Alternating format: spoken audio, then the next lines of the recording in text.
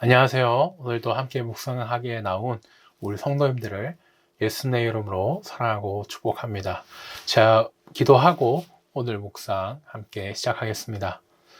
사랑의 하나님, 오늘도 우리가 함께 수요 묵상 시작합니다. 우리의 힘이 아니라 성령님의 조명과 지혜로 말씀을 잘 깨달을 수 있도록 도와주시고, 우리가 지식으로만 성경을 아는 것이 아니라 삶으로도 살아낼 수 있도록 성령님 도와주시옵소서. 감사하신 예수님 이름으로 기도드렸습니다. 아멘. 오늘은 행동하는 사랑이라는 제목으로 누가복음 10장 25절에서 42절까지 말씀 함께 묵상하겠습니다. 먼저 새 번역입니다. 어떤 율법 교사가 일어나서 예수를 시험하여 말하였다. 선생님, 내가 무엇을 해야 영생을 얻겠습니까? 예수께서 그에게 말씀하셨다. 율법에 무엇이라고 기록하였으며 너는 그것을 어떻게 읽고 있느냐? 그가 대답하였다. 네 마음을 다하고 내 목숨을 다하고 내 힘을 다하고 내 뜻을 다하여 주 너의 하나님을 사랑하여라 하였고 또 내 이웃을 내 몸같이 사랑하여라 하였습니다. 예수께서 그에게 말씀하셨다. 내 대답이 옳다. 그대로 행하여라. 그리하면 살 것이다. 그런데 그 율법 교사는 자기를 옳게 보이고 싶어서 예수께 말하였다. 그러면 내 이웃이 누구입니까? 예수께서 대답하셨다. 어떤 사람이 예루살렘에서 여리고로 내려가다가 강도들을 만났다. 강도들이 그 옷을 벗기고 때려서 거의 죽게 된 채로 내버려 두고 갔다. 마침 어떤 제사장이 그 길로 내려가다가 그 사람을 보고 피하여 지나갔다. 이와 같이 레위 사람도 그곳에 이르러 그 사람을 보고 피하여 지나갔다. 그러나 어떤 사마리아 사람은 길을 가다가 그 사람이 있는 곳에 이르러 그를 보고 측은한 마음이 들어서 가까이 가서 그 상처에 올리브 기름과 포도주를 붓고 싸맨 다음에 자기 짐승에 태워서 여관으로 데리고 가서 돌보아 주었다. 다음 날 그는 2데나리온을 꺼내어서 여관 주인에게 주고 말하기를 이 사람을 돌보아 주십시오. 비용이 더 들면 내가 돌아오는 길에 갚겠습니다 하였다. 너는 이 세 사람 가운데서 누가 강도 만난 사람에게 이웃이 되어 주었다고 생각하느냐? 그가 대답하였다. 자비를 베푼 사람입니다. 예수께서 그에게 말씀하셨다. 가서 너도 이와 같이 하여라. 그들이 길을 가다가 예수께서 어떤 마을에 들어가셨다. 마르다라고 하는 여자가 예수를 자기 집으로 모셔들었다. 이 여자에게 마리아라고 하는 동생이 있었는데 마리아는 주님의 발 곁에 앉아서 말씀을 듣고 있었다. 그러나 마르다는 여러 가지 접대하는 일로 분주하였다. 그래서 마르다가 예수께 와서 말하였다. 주님, 내 동생이 나 혼자 일하게 두는 것을 아무렇지 않게 생각하십니까? 가서 거들어 주라고 내 동생에게 말씀해 주십시오. 그러나 주님께서는 마르다에게 대답하셨다. 마르다야, 마르다야, 너는 많은 일로 염려하며 들떠 있다. 그러나 주님의 일은 많지 않거나 하나뿐이다. 마리아는 좋은 몫을 택하였다. 그러니 아무도 그것을 그에게서 빼앗지 못할 것이다. 아멘. 다음으로 새 한글입니다. 그런데 보라, 어떤 율법 전문가가 일어나서 예수님을 슬쩍 떠보려고 여쭈었다. 선생님, 제가 무엇을 해야 영원한 생명을 받아 누리겠습니까? 예수님이 율법 전문가한테 말씀하셨다. 율법에는 뭐라고 적혀 있습니까? 선생은 어떻게 읽고 있습니까? 율법 전문가가 대답했다. 주님, 곧 그대의 하나님을 사랑하라. 온 마음과 온 정성과 온 힘과 온 의지로 또 너의 이웃을 너 자신처럼 사랑하라 했습니다. 예수님이 그에게 말씀하셨다. 바르게 대답했습니다. 그것을 실행하세요. 그러면 살 것입니다. 율법 전문가가 자기가 올바르다는 것을 내세우고 싶어서 예수님께 여쭈었다. 그러면 나의 이웃은 누구입니까? 예수님이 말을 받아 이렇게 말씀하셨다. 어떤 사람이 예루살렘에서 여리고로 내려가고 있었습니다. 그런데 그만 강도들에게 둘러싸이고 말았어요. 강도들은 그의 옷을 벗기고 두들겨 패서 반쯤 죽여놓았습니다. 그러고는 그를 내버려 두고 떠나버렸어요. 우연히 어떤 제사장이 그 길로 내려가고 있었습니다. 그런데 그를 보자 다른 쪽으로 비켜서 지나가 버렸어요. 레위 사람도 있었는데 마찬가지로 그곳으로 내려가다가 그를 보고서는 다른 쪽으로 비켜서 지나가 버렸어요. 그런데 어떤 사마리아 사람이 길을 가다가 그가 있는 곳으로 왔습니다. 그를 보자 가슴이 아팠습니다. 그래서 그는 다가가서 상처난 곳들을 싸매 주었습니다. 올리브 기름과 포도주도 부어주면서요. 그리고 그 사람을 자신의 짐승에 태워서 여관으로 데려가 보살펴 주었어요. 다음 날 이 데나리온을 꺼내서 여관 주인에게 주고 말했습니다. 이 사람을 돌봐주세요. 얼마가 되었든 돈이 더 들면 바로 내가 돌아오는 길에 갚아드릴게요.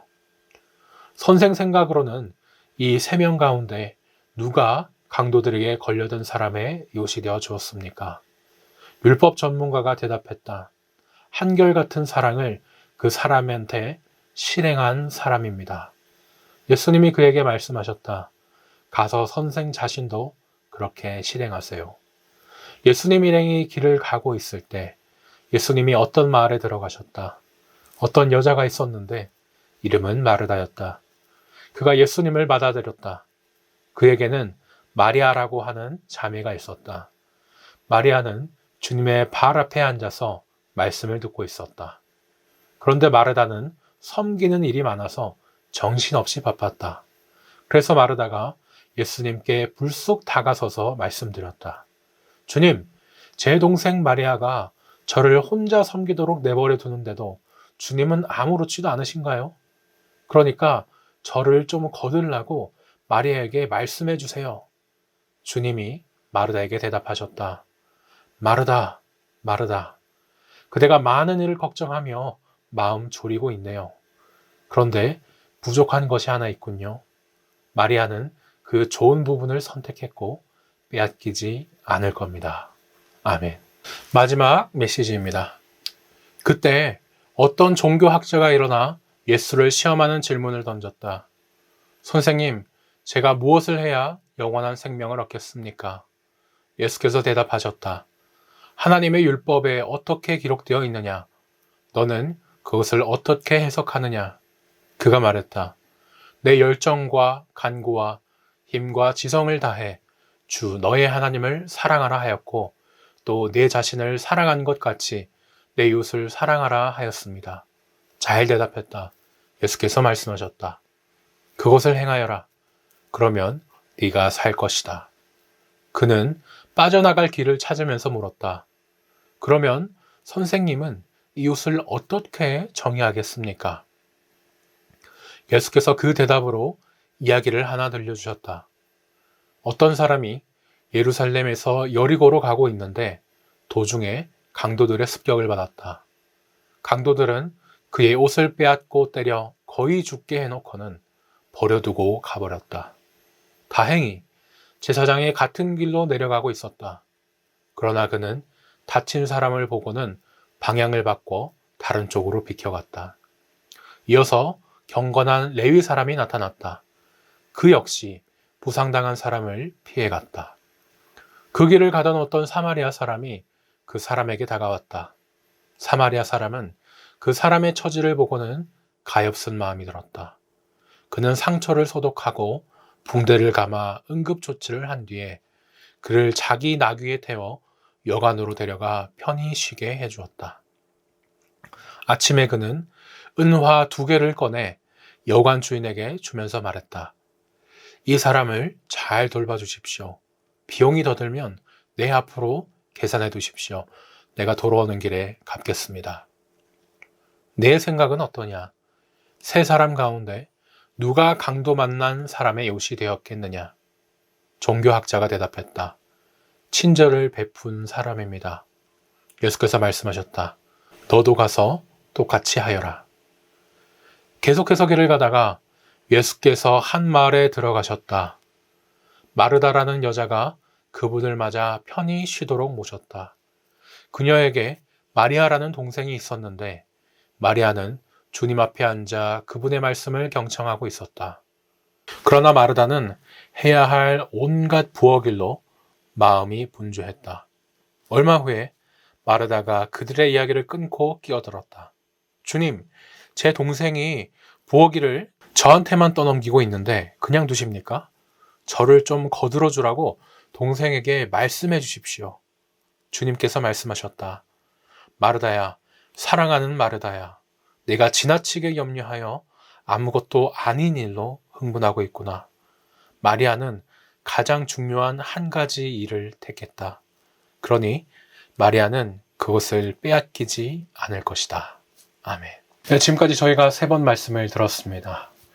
세상에 무시당하고 싶어하는 사람이 있을까요?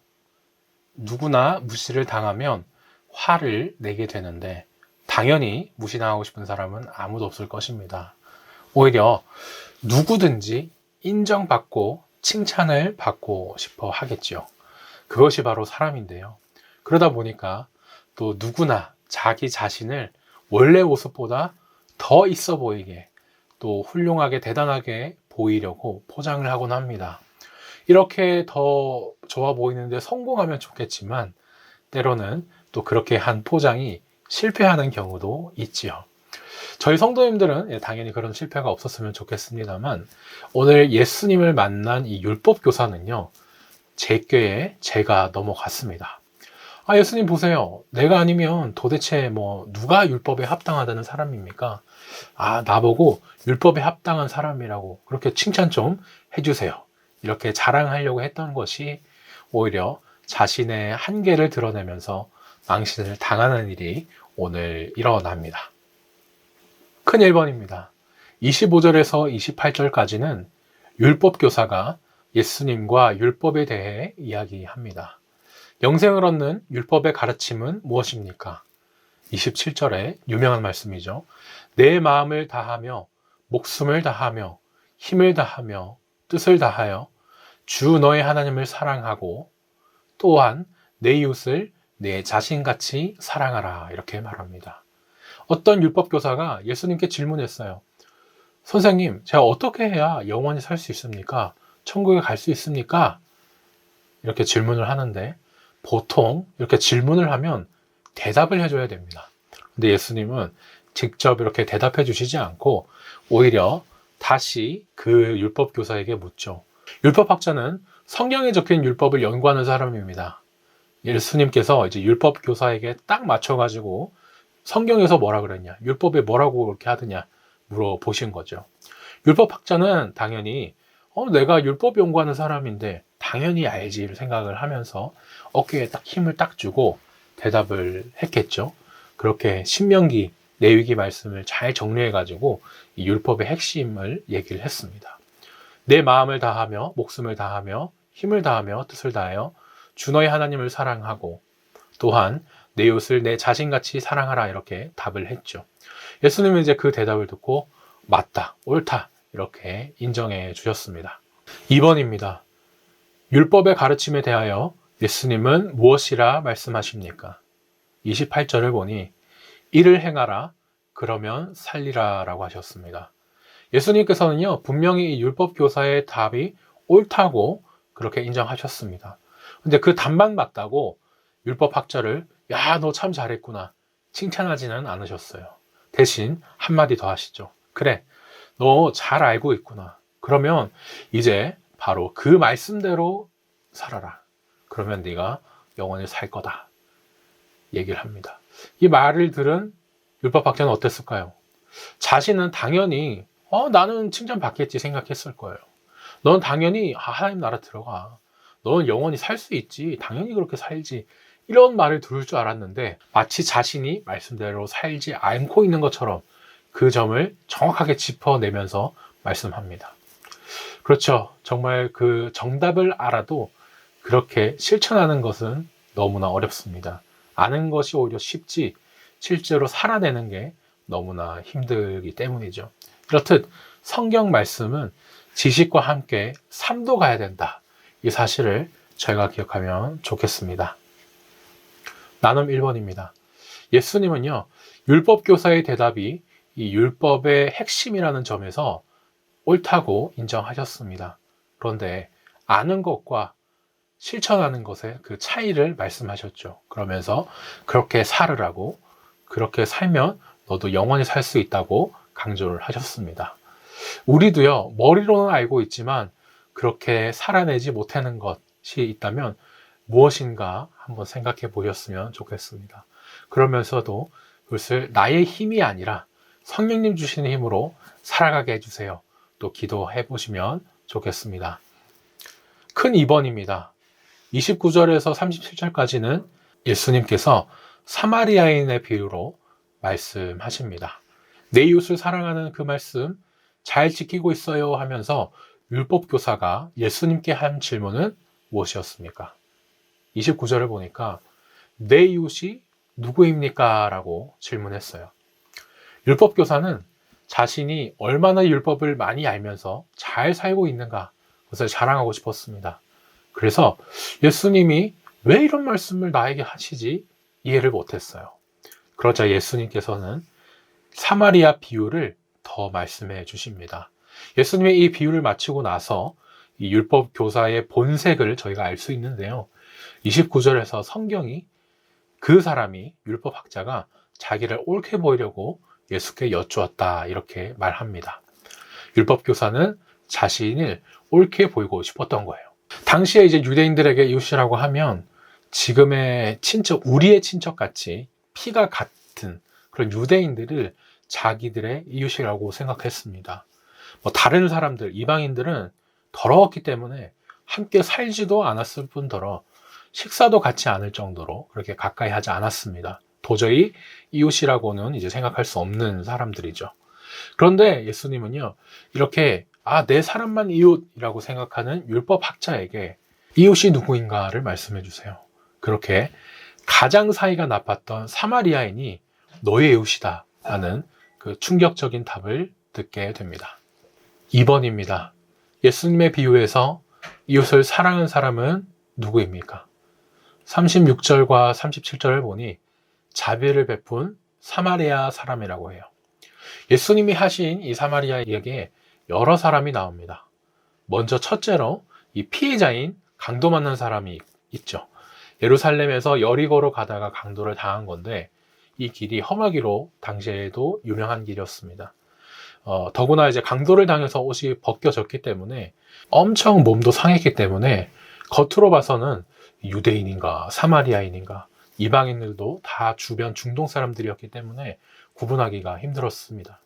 예수님도 그래서 그냥 강도당한 어떤 사람이라고만 이렇게 말씀을 하시죠. 중요한 점은 그래서 어느 민족이든지 어느 피든지 상관없이 지금 강도당에 도움이 필요한 사람이 길가에 있다라는 그 사실이 중요하다고 하겠습니다. 그런데 이런 사람을요, 정말 확실한 유대인인 그 제사장과 레위인은 보고 피해갑니다. 저 사람이 우리랑 같은 유대 사람인가? 아닌가? 애매해서 그랬을 수도 있고요. 그저 보고 피하여 갔습니다. 결국에 이제 그 사람을 도와준 사람은 누구였나요? 율법 교사가 가장 무시하고 차별했던 사마리아 사람이었습니다.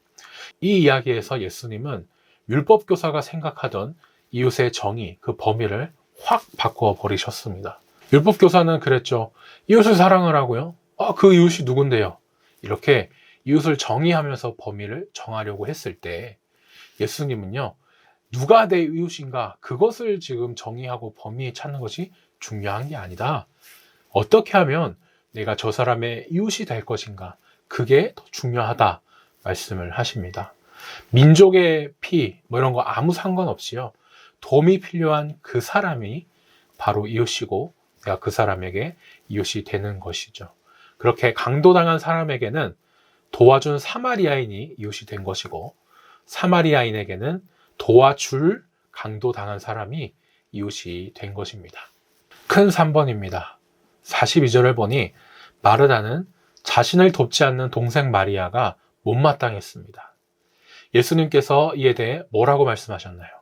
42절을 보니까 마리아는 이 좋은 편을 택하였으니 빼앗기지 아니하리라 라고 말씀하셨습니다. 갑자기 왜 마르다와 마리아 얘기가 나오냐 싶으실 텐데 또 이유가 있겠죠. 사마리아 비유와도 계속 이어집니다. 당시 여성들은요, 말씀을 배울 기회가 많이 없었습니다. 그래서 눈치 안 보고 제대로 말씀을 배울 수 있는 때는 예수님을 집에 초대해서 모실 때, 그때가 바로 말씀 배우기에 가장 좋을 때였어요. 그때 확 배워야 합니다. 언니 마리다가 이제 예수님을 초대했지만요, 정작 초대해서 말씀은 안 듣고, 못 들은 걸 수도 있지만 말씀은 안 듣고 음식 준비하는 데만 막 신경을 씁니다. 한편 동생 마리아도 예수님을 초대했지만 마리아는 예수님께 집중하면서 또 말씀을 잘 들었어요. 예수님은 언니 마르다를 막 혼내시진 않았습니다. 다만 동생 마리아가 네가 더 잘했다, 더 좋은 선택을 했다 라고 칭찬을 해주셨어요. 예수님을 초대했을 때는 예수님이 해주신 말씀을 듣는 게 제일 좋겠죠. 음식 준비도 좋지만 그 다음입니다. 예수님은 이제 자신을 위해서 음식을 준비해주는 마르다도 생각하셨지만 그보다도 더 이 당장 말씀을 듣고 있는 그 본질에 집중하는 마리아를 더 잘했다고 이렇게 칭찬합니다. 사마리아 비유를요, 율법교사에게 하시면서 사람들이 자칫하면 율법 아는 것보다 이웃 사랑 살아내는 게 더 중요하네. 말씀보다 이웃 사랑이 더 중요하네. 실천이 중요하네. 이렇게 착각하는 사람이 있을 수 있죠. 그래서 예수님은 이웃을 사랑하고 그런 거 중요하지만 결국에는 그 무엇보다도 예수님과 함께 하면서 예수님의 말씀을 듣는 것이 더 중요해 라는 것을 말씀하고 싶으셨던 겁니다. 지식으로 말씀만 알아도 안 되고 또 그렇다고 말씀 없이 착하게만 사는 것도 가톨릭의 공로를 쌓는 것도 아니고 그런 좋은 모습은 아니겠죠. 말씀과 실천, 이것이 늘 함께 간다, 균형 있게 함께 간다라는 그 사실이 중요하겠습니다.